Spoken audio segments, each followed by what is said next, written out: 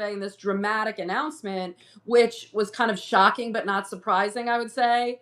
You and I were talking earlier that that the U.S. is going to have direct talks with Iran about a new nuclear deal on Saturday, which is so ironic because I think Prime Minister Netanyahu was coming there to like make the case for a military strike against Iran. So how do you make this, dramatic announcement? For those who have been following it, kind of saw maybe the writing on the wall that President Trump wants to make this great deal.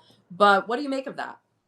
Well, look, I mean, I think, first of all, the president, the reason why it was shocking because of the way he just sort of tossed it out, right? He's like, oh, and by the way, we're going to have direct negotiations with Iran, with the Israeli prime minister sitting next to him, where there was like no formal announcement. It was like in the middle of this like meandering soliloquy about like almost everything. He said, oh, and by the way, we'll be having direct high-level talks with the Iranians. I was like, what? Wait, did I hear that correctly? I mean, I was like, what? And of course, the Iranians are saying they're not direct. They're saying they're indirect. But like, really, what's the difference at this point? Right.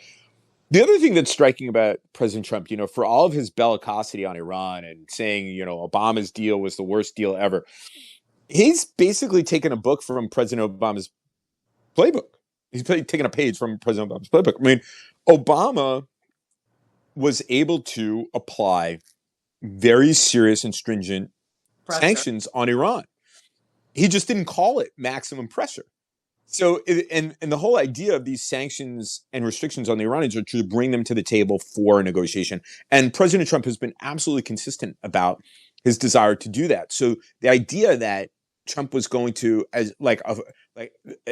was going to attack the Iranians seems far-fetched. Seems people reading into his bellicosity more than what it really was, which was a negotiating strategy. I mean, he has deployed a lot of force to the Middle East, but Trump is always most bellicose before he actually wants to sit down and do a negotiation, right?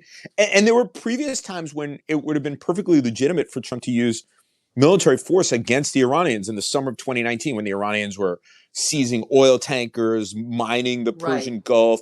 They attacked Saudi Arabia, and he backed off. He didn't do it because he didn't want to get involved in yet another foreign adventure. And that caused a lot of tension with the Saudis. The Saudis were attacked.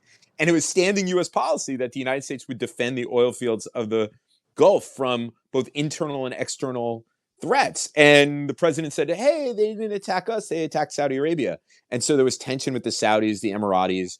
The Israelis were really concerned about it, which kind of led to hedging with the Chinese and the Russians on the part of our partners in the region.